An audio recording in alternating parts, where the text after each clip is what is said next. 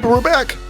G-Dro reacting to craziness, insaneness, stuff that should not be on the internet, but it is on the internet. It's the most disturbing things on the internet right now. I had to put it right now because there's always some crazy shit with these type of videos. You know what I'm saying? People, I'm not gonna make it a long intro. Thank you for showing love for the other videos.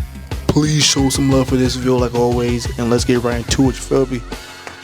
On December 5th, 2025, what began as a quiet evening inside an apartment building in Grand Forks, North Dakota, slowly turned into a tense and dangerous situation. 911, where's your emergency? I live here temporarily with Ducky at 11, and I'm going to be holding him hostage until you guys deal something with these groups that keep killing and threatening my family. The sheriff knows. What's the address? You better get something taken care of, because I have him hostage. So the woman kidnapped the dude. Yes. Backwards craziness. Hi, this is 911. You already have it on tape. I know who you are. Okay. You know where I'm at. Can you tell me what's I've going on? already told you. Listen to your video where you record. Okay, yes. Yes. Hello.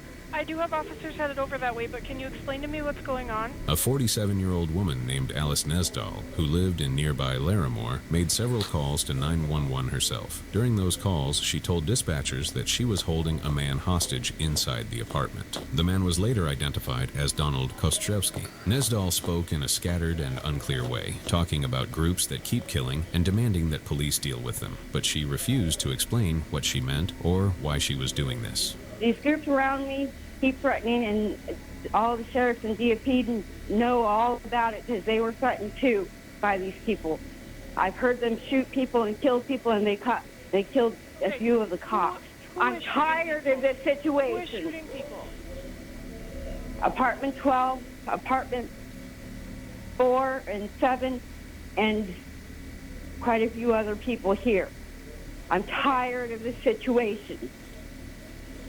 But who is And it? so Is I someone else am in your doing apartment? this. He's been helping me out because someone that worked at the Air Force Base told him to help me out because he keeps getting threatened in Mountain Brook and all the others he has told. I'm tired of us being hurt and threatened. Okay, you're being threatened? My family, yes, it's on a constant daily basis, and many people in the community have heard and seen. Okay, who is it that's threatening you? Well, the apartment 1 and 12, her name is Amanda, and she already threatened me, and law enforcement here were watching me and who I was with in a relationship at 5, and because they tried to Can you to tell me kill what us. number you're in? This is, Okay. I do have something needs to responders happen over to that these way, but I people. need your apartment numbers. I've already told you, this is the third call you've called me. Now, something needs to happen because I will not let him leave. Okay, Until are you willing these to call people the and stuff officer? are, no, you can talk to me through the phone. I'm doing this because I've been stuck 5 years like this with these people threatening me all over and sending the news. I'm tired of these people killing. Okay. What I said nights in, the group did kill and shoot at a gas station attendant by nights in. I'm tired of them openly shooting by nights in these females in the group that's here. I'm tired of this. I am doing this because I need these people. Cops already have known they've been killing. Okay. We do have officers outside. Are you willing to go out and talk to them? No, I'm not falling for that. They know of this situation. Hostage situations are rare in that area, yet officers responded quickly. Police from Grand Forks and county deputies gathered outside the apartment door. From inside, they could hear shouting. The man was yelling that Nesdahl had a knife and was threatening to stab him if he tried to leave. The distance between them was small, and the space inside the apartment offered little room to move. The situation escalated quickly when Kostrevsky tried to open the door and get away. Nesdahl shut it, locked it, and lifted the knife toward him. At that point, the threat was no longer just words, and police had to step in. You don't need a shield inside. Close the door.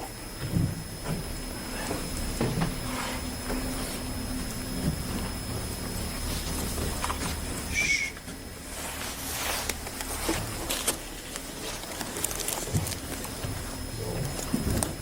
Shh.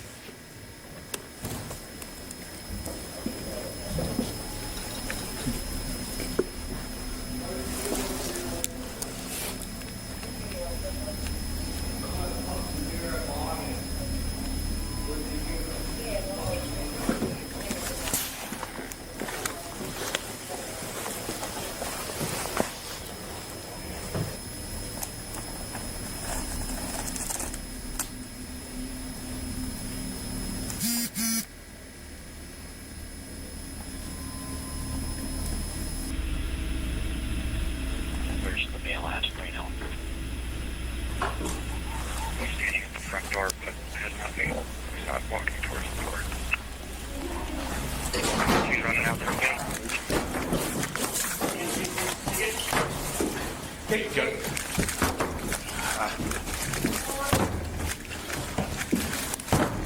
It's barricaded. It's barricaded. Can you breach? Watch out! This some wild shit. Man, they. Barricaded. Heads! Heads! No! Heads! Shot five, shot five. Damn, I wonder what happened. Shot five. Did she rush them? Did she Deputy cut the Cameron dude? Bridger, who entered first, That's what they fired shot? 4 rounds at close range. Nesdal was struck and fell. Officers pulled the hostage out safely and began giving her first aid right away, performing CPR as she was transported to Altru Hospital. Unfortunately, she died the next day, on December 6th. As you all know, the standard procedure in officer-involved shootings, Deputy Bridger was placed on administrative leave while the case was reviewed. Investigators later ruled that his actions were justified, stating that he had acted to stop an immediate threat and save the hostage's life. Investigators later ruled that his actions were justified, stating that he had acted to stop an immediate threat and save the hostage's life. To this day, the exact reason behind Nesdal's actions remains unclear. During her 911 calls, she spoke in a way that many described as erratic, but no official statement has confirmed whether mental health issues played a role. Some have questioned whether more time or crisis negotiators could have changed the outcome, while others point out that once a knife is held to someone's throat, there is very little room for delay. The man she held hostage walked away without physical injury, but the event left lasting questions about crisis response and how quickly situations can escalate inside what appears to be an ordinary home. What happened that night shows how fast a single decision can turn a quiet apartment into a life or death scene, and how officers sometimes have only seconds to act when someone else's life is directly at risk. On February 1st, 2026, in the quiet Catalina foothills area of Tucson, Arizona, a night that began like any other slowly turned into something far more disturbing. Nancy Guthrie, the mother of NBC Today show co-anchor Savannah Guthrie, had been widowed since 1988 and managed her health carefully, relying on daily medication and a Bluetooth-enabled pacemaker that allowed monitoring through an app, something that would later become an important detail. That evening, she had dinner with her daughter Annie and was dropped off at home around 9:48 p.m., settling in for the night as she had done countless times before, unaware that in just a few hours, something unusual would unfold outside her front door. One of those crazy ass doorbell things caught on camera. Doorbell camera.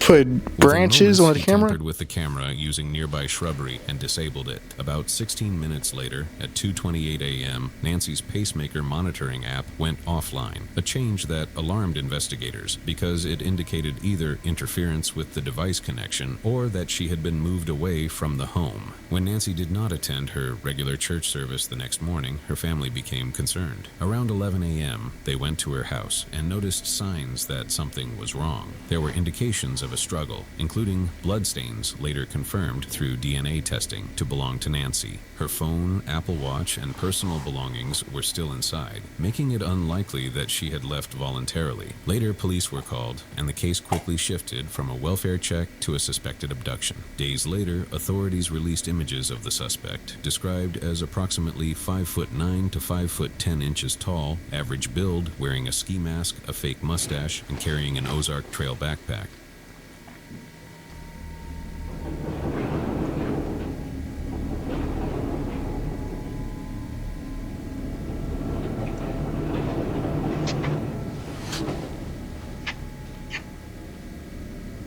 So the same person's gonna sneak in the backyard or like climb a fence, some shit.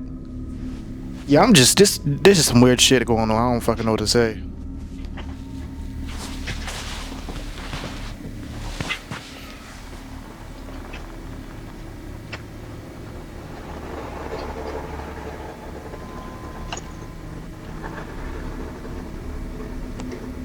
His behavior on camera appeared awkward rather than highly trained, which led some to believe he may not have been an experienced criminal. As the search expanded, ransom messages demanding large sums in Bitcoin were sent to media outlets. These messages included details about Nancy's clothing and home, suggesting the sender had specific knowledge of the situation. However, a glove discovered about 2 miles away was believed to match one worn by the suspect, though no usable DNA was identified in public databases. Speculation grew as the days passed, with some suggesting the crime was motivated by Nancy's connection to a well-known public figure. But the officials have stated publicly that there is no confirmed cartel involvement and that the evidence so far points more toward a local suspect rather than an organized cross-border operation. The Guthrie family has publicly asked for proof that Nancy is alive, and Savannah Guthrie temporarily stepped away from professional duties to focus on the search. As a family, we are doing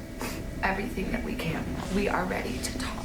However, we live in a world where voices and images are easily manipulated. We need to know without a doubt that she is alive and that you have her.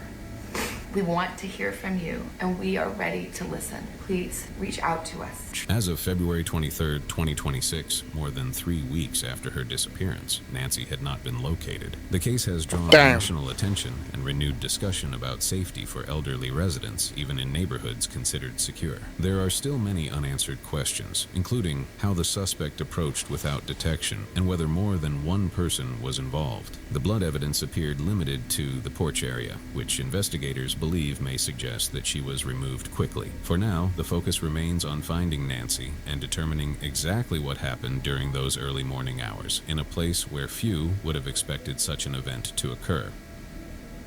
Insane. On January 26, 2026, at a home on West Lower Buckeye Road in Levine, Arizona, what began as a quiet evening inside a family house slowly turned into one of the most painful, critical incidents the Phoenix area had seen in years. The house at 7500 West Lower Buckeye Road looked no different from the others on the block, and inside that evening were Christian Diaz Rendon, his wife Mariana Gonzalez, her 17-year-old son Carlos Ricinos, and younger children who were simply home for the night. Around 6 p.m., a gray Dodge Ram pulled up outside the house. The driver, 33-year-old Edgar Ledesma Garcia, was armed with a shotgun and a pistol, and he began firing the home. Moments later, the front door was forced open, and the gunman entered the house, where things got out of hand.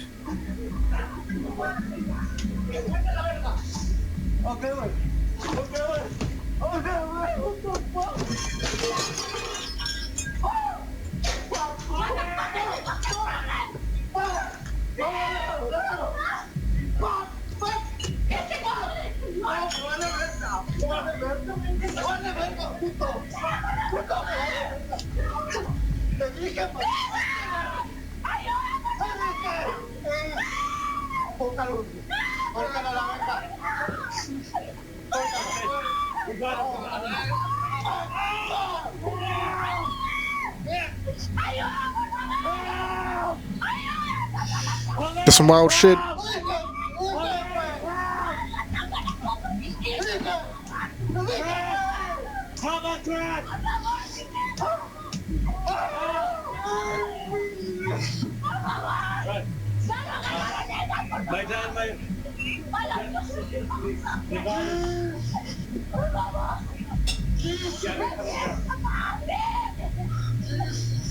Please, just send him. Please, over here, they got him. They got him. During the fight, Christian managed to take both weapons away and hold Garcia down while Mariana called 911, telling dispatchers that someone had shot into their home and that a child had been injured. Multiple calls from neighbors described an active shooter, and officers were sent with that information. Within minutes, Phoenix police officers arrived at the scene, and for a moment it seemed like things were under control until they weren't. He's over here. They got him. Over here. Christian!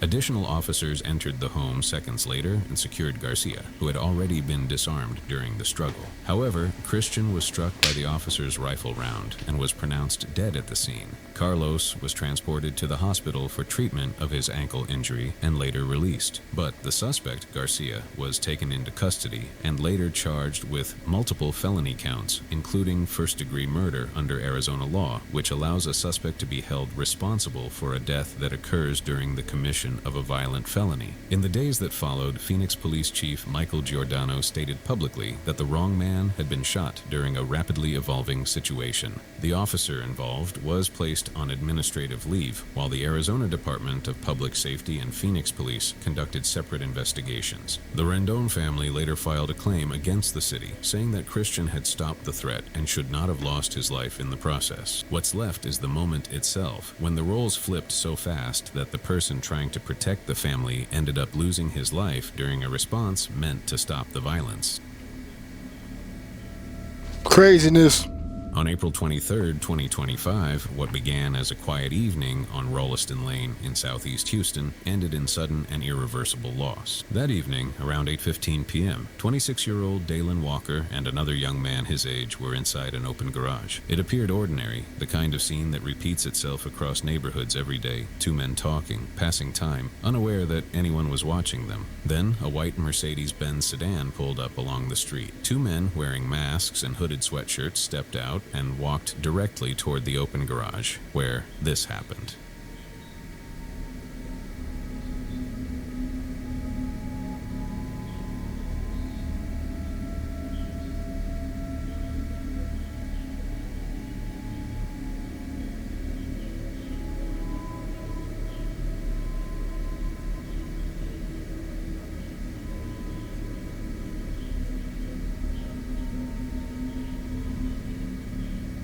What the hell?